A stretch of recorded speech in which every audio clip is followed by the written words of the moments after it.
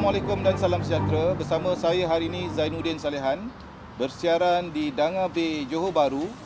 Bersama-sama hari ini ialah Naib Presiden Bersatu Malaysia, Datuk Wira Muhammad Rafiq Naiza Mohidin, dan hari ini kita akan berbicara berkenaan dengan PRN Johor yang akan menjelang tidak lama lagi. Jadi apa khabar Datuk? Sihat, Alhamdulillah. Datuk, Datuk. Sebelum ni pilihan raya negeri Melaka telah pun berjaya diadakan. Jadi pada pandangan Datuk, adakah PRN negeri Johor perlu diadakan buat masa ni? Ya, kita lihat bahawa Johor telah pun terbubah Dewan Undangan Negerinya. Yang mana kita lihat bahawa Menteri Besar telah pun mendapat perkenan daripada Tuanku untuk pembubaran dan memberi laluan kepada pilihan raya negeri Johor. Dan kalau kita lihat di Johor ini sebenarnya kerajaan boleh berjalan dalam keadaan biasa. Dan kita tahu bahawa walaupun dengan pemergian Allahyarham Datuk Osman Sapian yang telah pun meninggal dunia, kerajaan di negeri Johor ini adalah sebuah kerajaan yang sah dan masih boleh bertahan dengan satu kerusi majoriti.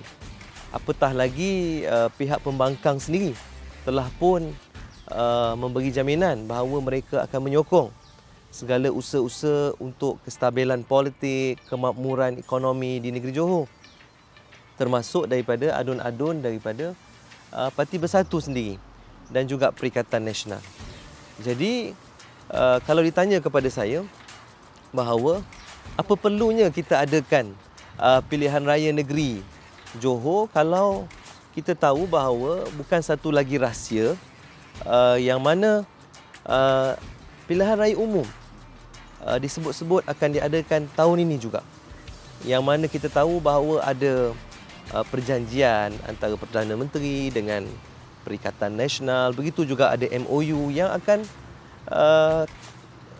tarikhnya akan tiba dalam masa beberapa bulan saja lagi.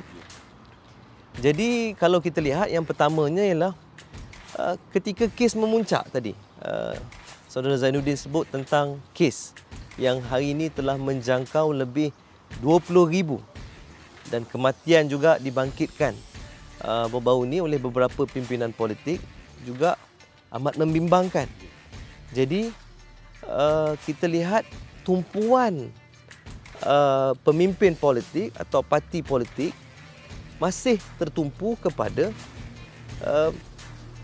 kekuasaan ataupun kedudukan ataupun masih menumpu kepada mendapat kekuasaan politik. Jadi kalau kita lihat SPR telah pun membentangkan bahawa belanja atau kos pilihan raya negeri Johor ini adalah menjangkau 96 juta, tak silap saya. Begitu juga di Melaka, puluhan juta dibelanjakan. Dan kalaulah kita boleh sekalikan, kita tahu tadi bahawa pilihan raya umum akan tiba tidak lama lagi, kenapa kita nak mengadakan perbelanjaan tambahan? Jumlah yang 96 juta, puluhan juta, satu jumlah yang besar menjangkau ratusan juta yang kita boleh belanjakan kepada kemakmuran, kesejahteraan, kebajikan rakyat. Rakyat Malaysia, rakyat Johor. Jadi ini memperlihatkan bahawa Barisan Nasional, pimpinan Barisan Nasional tidak memikirkan tentang nasib ataupun kebajikan, kesihatan, nyawa rakyat itu jauh lebih penting. Jadi kalau kita boleh sekalikan pilihan raya negeri ini sepatutnya tidak perlu diadakan dan kita buat bersekali dengan pilihan raya umum yang kita tahu akan berlangsung tidak berapa lama lagi. Mengapa kita nak buat sekarang? Apa keperluannya? Melainkan cuba memanipulasi mood rakyat yang ketika ini begitu gundah gulana berhadapan dengan pandemik. Apatah lagi kita tahu Kementerian Pendidikan Malaysia sendiri telah pun mengemukakan pendirian mereka bahawa KPM tidak membenarkan sekolah-sekolah yang sekarang ini sedang berlangsungnya peperiksaan XPM untuk diadakan atau digunakan sebagai kawasan pembuangan undi. Jadi ini sesuatu yang boleh dielakkan. Sebab itu kalau tanya pendapat saya, memang tidak wajar kita adakan pilihan raya negeri Johor sekarang ni. Seterusnya tu berkenaan kestabilan demi kemakmuran. Itu antara yang dilontarkan oleh pihak Barisan Nasional untuk PRN Negeri Melaka sebelum ni. Jadi untuk PRN Johor, mereka juga melontarkan kestabilan untuk rakyat. Jadi adakah pada pendapat Datuk? Saya fikir kalau kita nak cerita tentang kestabilan, kita tak nafikan bahawa kestabilan ni satu perkara atau komponen yang cukup penting. Tetapi kalau kita lihat dalam senario politik negara kita ini, yang selalu mencetuskan ketidakstabilan adalah pimpinan UMNO dan Barisan Nasional. Kita lihat bagaimana berlakunya usaha-usaha menjatuhkan Menteri Besar Perak sebagai contoh. Kalau kita lihat di Perak sebagai contoh, siapa yang menggerakkan usaha untuk menjatuhkan Menteri Besar Perak satu ketika sebelum ini? Daripada Bersatu dijatuhkan dan UMNO berusaha untuk mengambil tampuk kerajaan negeri Perak. Begitu juga dengan di Melaka. Pihak mana yang cuba mengetuai gerakan? Datuk Seri Idris Harun mengetuai gerakan untuk menjatuhkan Ketua Menteri UMNO. Pemimpin UMNO mengetuai untuk menjatuhkan pemimpin UMNO dan kerajaan Melaka yang diketuai oleh UMNO sendiri. Begitu juga di Johor. Tak ada siapa yang nak jatuhkan kerajaan Johor ketika ini. Menteri Besar Johor daripada UMNO sendiri yang membuat permohonan kepada tuanku untuk membubarkan. Jadi bila nak cerita kestabilan, saya nampak Barisan Nasional sebenarnya lah, kalau kita lihat daripada banyak konteks, termasuk di dalam konteks politik negara sekalipun, yang menjatuhkan Yang Berhormat Tan Sri Muhyiddin ketika dalam usaha menangani pandemik COVID-19 adalah pemimpin-pemimpin UMNO dan Barisan Nasional. Dari segi kredibiliti, kalau you tanya saya tak nampak pemimpin-pemimpin UMNO dan Barisan Nasional wajar atau tidak kena langsung mereka mengatakan dalam masa yang sama mereka ini mahu membawa kestabilan politik, tetapi merekalah yang menggerakkan usaha-usaha untuk mewujudkan ketidakstabilan politik dalam negara kita. Okey tu. Berkenaan dengan pengundi muda tu pengundi muda di mana PRN Johor kali ini SPR telah meluluskan dalam 700,000 lebih pengundi-pengundi muda untuk PRN Negeri Johor nanti. Jadi pada pendapat Datuk, adakah pengundi-pengundi muda ni akan memberikan impak kesan yang besar dalam keputusan PRN nanti? Ya, kalau kita bercakap dalam konteks pengundi muda ataupun pengundi 18. Pengundi 18 ni majoritinya adalah pengundi muda, satu segmen yang cukup besar. Tidak ada mana-mana pihak yang boleh mengatakan bahawa mereka adalah pihak yang menjadi pilihan utama kepada segmen yang begitu besar ini. Sudah tentu ianya memberi satu kesan yang cukup besar dalam arus politik negara kita. Anak muda menjadi satu teras penting yang komponen yang terbesar dalam menentukan pihak mana yang akan membentuk kerajaan. Dan dalam konteks negeri Johor, saya ambil contoh, atau di mana-manalah selepas ini, baik pilihan raya umum ke-15 yang bakal berlangsung nanti, parti yang dapat memenuhi aspirasi anak muda, parti inilah yang akan menjadi pilihan kepada pengundi-pengundi yang layak mengundi ini, segmen yang cukup besar ini. Kita tahu anak muda memerlukan peluang pekerjaan, isu-isu perumahan, mampu milik, isu pendidikan, isu-isu berkaitan dengan kebajikan anak muda. Ini antara komponen-komponen yang perlu diberi perhatian dan saya lihat parti politik yang berjaya meyakinkan anak muda tentang komponen-komponen penting ini, parti itulah yang akan menjadi pilihan utama anak muda. Okey Dato', baru-baru ni kepimpinan tertinggi BN banyak memberikan serangan kepada Tan Sri Muhyiddin, mengatakan bahawa Tan Sri Muhyiddin sudah tidak lagi relevan dalam arus pimpinan politik masa kini. Jadi pada pendapat Dato', apakah tujuan ataupun matlamat mereka memberikan serangan-serangan itu? Saya fikir kalau Yang Berhormat Tan Sri Muhyiddin dikatakan oleh pimpinan-pimpinan Barisan Nasional atau pemimpin politik lain bahawa beliau sudah tidak relevan, maka sepatutnya mereka tidak menyentuh atau tidak menyerang Tan Sri Muhyiddin. Sekiranya Tan Sri tidak relevan, mereka sepatutnya menghala serangan mereka kepada pihak lain. Tetapi serangan itu tidak henti-henti. Ditujukan kepada Presiden Bersatu, Pengerusi Perikatan Nasional Yang Berhormat Tan Sri Muhyiddin. Itu secara tak langsung membuktikan bahawa Yang Berhormat Tan Sri mempunyai kekuatannya. Adalah satu tokoh yang menjadi teraju kepada Perikatan Nasional yang telah terbukti dari segi track record beliau memimpin negara dan memberi pembelaan dari segi kebajikan dan keprihatinan kepada rakyat.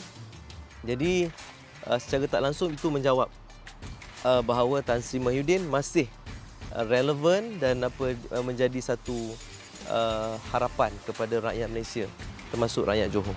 Okey Datuk, berkenaan dengan Perikatan Nasional yang usianya belum lagi mencecah 2 tahun, dan kalau kita lihat baru-baru ni pada tahun 2020 di mana Perikatan Nasional ni telah pun diperkenalkan di negeri Sabah dalam pilihan raya negeri Sabah, dan alhamdulillah dalam pilihan raya tersebut Perikatan Nasional telah pun membuahkan hasil yang baik dengan kerjasama daripada JRS. Jadi pada pendapat Datuk, mengapa rakyat Johor pada kali ini perlu memberikan peluang kepada Perikatan Nasional dalam PRN Johor kali ini? Ya, kalau kita lihat track record kerajaan Perikatan Nasional apabila ditubuhkan, ketika itu negara dilanda krisis pandemik yang cukup membimbangkan. Kes COVID-19 makin mencanak naik dan kita lihat bahawa pelbagai inisiatif-inisiatif yang dikemukakan atau diperkenalkan oleh Kerajaan Perikatan Nasional betul-betul memberi bantuan ataupun keprihatinan kepada rakyat Malaysia khasnya. Kita dapat lihat ketika Kerajaan Perikatan Nasional yang diterajui oleh Yang Berhormat Tan Sri Muhyiddin memimpin negara, banyak pakej-pakej ransangan ekonomi diperkenalkan oleh beliau yang mana jumlah keseluruhannya menjangkau lebih 800 bilion, termasuk pelbagai bantuan tunainya yang mencakupi segenap golongan yang begitu holistik. Kita boleh rasakan majoriti golongan-golongan yang berkepentingan atau golongan-golongan yang memerlukan ini dapat perhatian yang khusus daripada Kerajaan Perikatan Nasional, termasuk warga Felda. Warga Felda saja sebagai contoh 8.3 bilion ringgit, kalau tak silap saya, jumlah hutang yang dilupuskan oleh Kerajaan Perikatan Nasional. Kalau kita nak lihat dari aspek kebajikan, bagaimana bantuan kebajikan bagi warga emas sebagai contoh yang tidak dinaikkan dalam satu tempoh yang begitu lama, tetapi telah dinaikkan daripada RM350 sebulan kepada RM500. Begitu juga bantuan bulanan kebajikan masyarakat JKM kepada ibu tunggal yang tidak dinaikkan sekian lama. Jumlahnya hanyalah sekitar RM450 saja maksimum sebelum ini. Bagi mereka yang mempunyai banyak anak pun tetap RM450. Tetapi Tan Sri Muhyiddin melihat bahawa kos sara hidup rakyat hari ini sudah semakin tinggi dan jumlah RM450 itu tidak munasabah. Dan buat pertama kalinya kenaikan yang diumumkan oleh Yang Berhormat Perdana Menteri semasa menerajui Kerajaan Perikatan Nasional cukup signifikan sehingga maksimum RM1,000 bantuan bulanan keuangan. Yang ini yang saya sebutkan ni adalah contoh-contoh sebahagian daripada keprihatinan Kerajaan Perikatan Nasional. Yang saya yakin sekiranya Perikatan Nasional terpilih untuk menerajui Kerajaan Negeri Johor, Tan Sri Mahyudin sebagai seorang pemimpin yang berpengalaman, merupakan anak jati Negeri Johor. Beliau pernah menjadi Menteri Besar Johor, akan memberikan bimbingan, tunjuk ajar kepada Menteri Besar Johor yang bakal dipilih nanti untuk melaksanakan program-program ataupun dasar-dasar yang pro rakyat yang mampu memberi jaminan kebajikan dan juga pembelaan kepada rakyat atau bangsa Johor itu sendiri. Jadi saya fikir keistimewaan Perikatan Nasional ini adalah track record.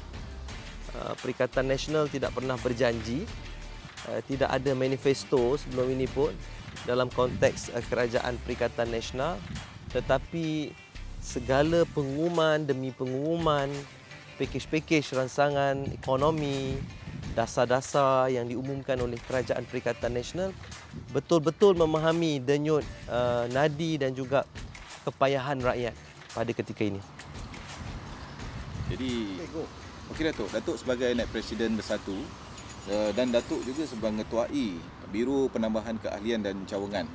Jadi, apakah langkah-langkah yang Datuk telah pun lakukan untuk PRN Negeri Johor yang akan datang? Ya, kalau dilihat Biro Penambahan Keahlian dan Cawangan, kita telah turun ke Negeri Johor sebelum DUN dibubarkan lagi. Sebelum Dewan Undangan Negeri Johor dibubarkan kerana ketika itu ketidaktentuan politik. Apabila kita mendengar ura-ura Menteri Besar akan menghadap ke bawah duli Yang Maha Mulia Sultan Johor untuk pembubaran DUN. Dan sudah tentu Biro Penambahan Keahlian menekankan kepentingan jumlah cawangan tu dan juga jumlah keahlian yang mencukupi bagi setiap bahagian untuk menjadi jentera bagi pilihan raya di peringkat tempatan. Sebagai contoh, kalau dalam satu-satu DUN kita ada 10 pusat daerah mengundi, maka pihak pimpinan bersatu bahagian perlu pastikan bahawa ke-10 PDM ini telah pun ditubuhkan cawangan bagi memastikan bila kita tiba pilihan raya nanti ada jentera yang mencukupi di peringkat cawangan di PDM tersebut untuk menggerakkan segala gerak-gerak kerja pilihan raya yang berkaitan. Sudah tentu kali ini kita tidak bertanding sebagai bersatu. Kita ada parti PAS dan juga gerakan yang sama-sama bersama kita dalam Perikatan Nasional. Tetapi dalam konteks di Johor ini tidak melibatkan Parti STAR ataupun SAPP.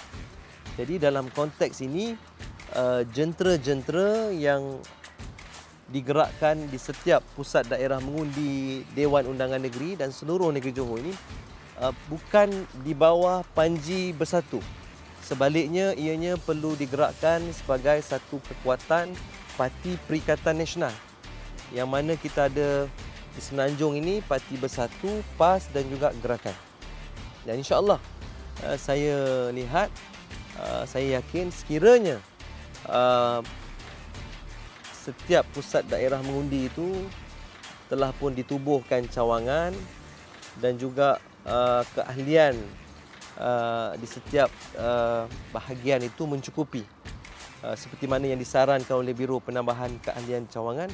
Saya yakin dengan kerjasama daripada parti-parti komponen Perikatan Nasional, jentera daripada luar Johor juga telah ditugaskan untuk diagih-agihkan mengikut